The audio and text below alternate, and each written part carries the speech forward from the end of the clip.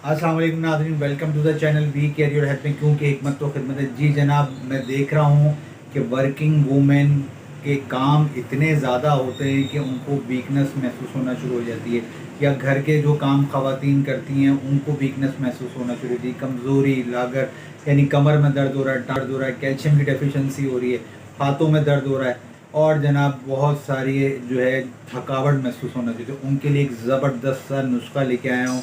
तैयार करें, इस्तेमाल करें और फिर ज़रूर मुझे बताएं। तो अज्जा नोट करें, 20 ग्राम लेनी है कलौंजी, आपने 50 ग्राम लेना है अजगन नागौरी, 50 ग्राम सालिम मिश्री। पाउडर बनाएं, सुबह शाम आधा आधा चम्मच गर्म दूध के साथ, सुबह नाश्ते से पहले, रात को खाना खाने से पहले इस्तेमाल करें।